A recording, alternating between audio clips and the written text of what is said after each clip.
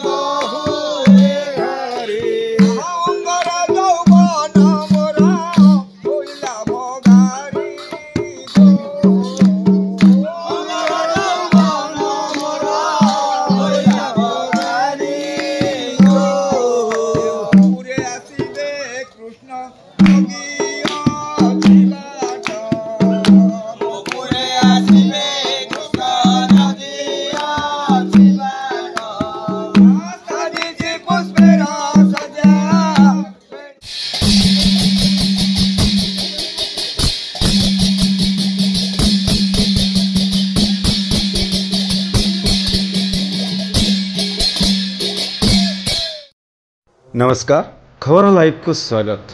आप देखुंट बहु प्रसिद्ध बहु पुरातन काल कालरू चली आसुची बोधपुर ग्राम नृसिंह ठाकुर दोल यात्रा। यही ग्रामर मध्यवर्ती स्थान रे तांको अवस्थान। राति पाहिले पूर्णमी। आज राति रे प्रभु बाहरी घर घर बुली भोग खाइबा। ये बहु पुरातन व्यवस्था। पंडा माने सेवायत माने तांको घेरी करी अछंती, तांको पूजा अर्चना करंती। आउ बेहेरा भाई गौड़ भाई माने तांको कांधेई की नेबे। ये अपूर्व आनंद ग्राम रे ये पर्वटी बहु उत्सव मुखरित तो होई पालन करंती। गाँव रे जी जोठी बाहर थांती समस्ते यही दिन ये पर्वटी को पालन करिया को गाँ को धाई आसी थांती। प्रभु वर्षके थरे बाहरंती घर घर बुली भोग खाइए को पूर्व आनंद प्रभु को घर पाखरे पाई भक्त माने बहु आनंदित हुअंती। सेवायत माने झांझ मृदंग तालरे मोहि थांती। छत्री शोभा पाए तांको यात्रा आगरे। मशाल मध्य बारिक भाई माने मशाल जालिकी नियंती। ये गोटे परंपरा बहु पुरातन रु चली आसुची। ये ग्रामर ये हूँ नियारा पर्व। समस्ते उत्सव मुखरित होई पालन करती। विमान को बहु आनंद रे पुष्परे सज्जित करती। ग्रामर एक पार्श्व चंदन वेदी अच्छी, अन्य पार्श्व दोलवेदी अच्छी। चंदन यात्रा रे चंदन वेदी रे बसंती प्रभु। दोल यात्रा रे दोलवेदी रे बसंती प्रभु। झुलंती झुलन खेलती। बेहरा भाई माने नौड़ी खेल प्रदर्शन करती। ग्राम बहुत बोधपुर ग्राम पालन करती। गोटे बड़ पर्व अटे दोल पर्व, जोटा कि समस्ते महा आडंबर रे पालिया पे चाहि रही थांती। बहुत दिन ठारू आरंभ करी जो माने सब विदेश रे थांती से माने दोल पर्व पालन करिया पे गाँ को चली आसंती। यह बहु आडंबर रे पालन करती। आम गाँव रो दीटा संकेत होउची। आम गाँव रो शेषम पूर्व दिगरे एक दोलवेदी अच्छी एवं पश्चिम दिगरे एक चंदन वेदी अच्छी। तेणु यह आमर एक पुरातन कालरू या पालन करी आसुछु। एबे ए वर्ष आमर बेहरा भाई मानकर एक मूर्ति के हाइला, किंतु तथापि आम कौन सी प्रकार न डरिकी आमर यही साईर युवक वयोज्येष्ठ लोक मानक उद्यम रे एवं बेहरा भाई किंचित बेहरा भाई मानकर सहयोग रे आमर ये पर्व पालन करिया पे जाउची। जोटा कि एबे एटा मध्य गोटे इतिहास ही रहिबो जे पूर्णमी दिन आमर जो आज पालन करिया जाउछु प्राय प्रत्येक वर्ष पूर्णमी दिन सखाळु ठाकुर जाती। किंतु एटा इतिहास रे प्रथम हबो जे कि आज 10टा रु 11टा भितरे ठाकुर पालन पर्व पालन करिया पे जाउचंदी, जेटा कि बड़ आनंद उद्दीपनार विषय।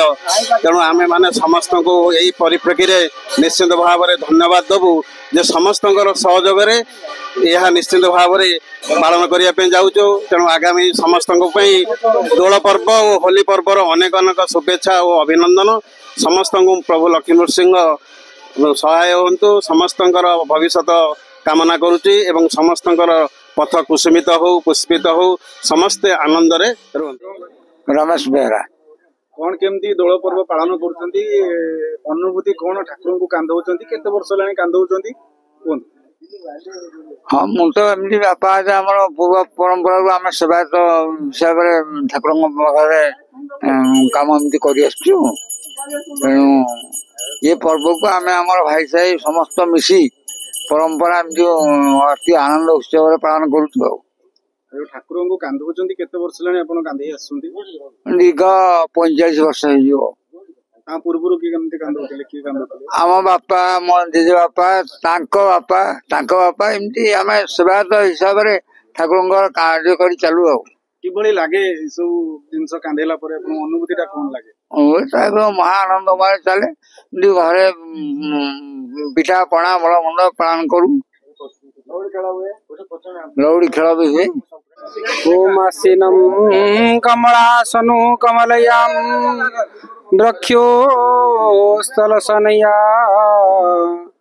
विदुध्याट सटा समूद विलसद सौम्य ननाम्बरुहम जन्मं रपितं जुगपट्टमुभयो बाहु विकिर्यायता वनारभ्यं धृतं शंखचक्रमनिशं श्रीलक्ष्मी नृसिंहं भजे श्रीलक्ष्मी नृसिंह भजे।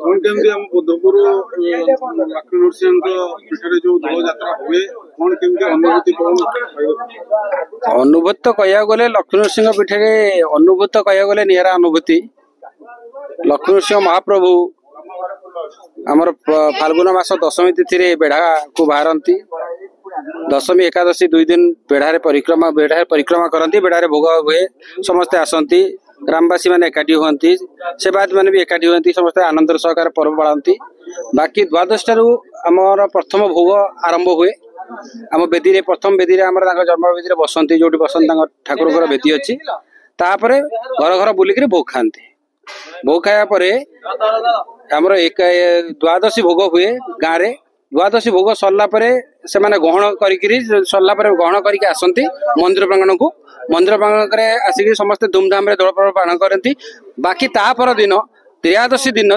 दिन भी गाँव परिक्रमा कर भोग खाती विभिन्न मौजार भोग खाती आग त्रयोदशी दिन आम बोधपुर गाँव में भोग खाती बाकी रहा चतुर्दशी दिन भोग खाती पूर्णमी दिन जो भोग खाती से दिन बाहर मौजार भोग खाती पूर्णमी दिन खाती नानपुर पाइकाण ततलापदा एमती बाहर गाँव में भोग खाई आमर लक्ष्मी नृसिंह महाप्रभु आसिक गहन सहकार आसिक आम एठी पहुंचती मंदिर में पहुंचती तापर मंदिर में पांजी भोग हुए पांजी पड़ा हुए सब राशि तिथि बार नक्षत्र देखा हुए पांजी भोग होकर समस्ते एठी अन्न प्रसाद सेवन करती तापर महाप्रभु दोल बेदी की गमन करती दोल बेदी दोल झुलन हुए से सब ग्रामवासी माने एकाठी हुंती आनंद रे दोल पर्व धूमधूम रे पालन करा जाए आ सब पिला युवक गोष्ठी भी समस्त सहयोग करती ग्रामवासी भी सहयोग करती जहा हो लक्ष्मी नृसिंह परंपरा जी जानी सी जानी भाव ठाकुर जी भाव डाक से भाव ही पाइब।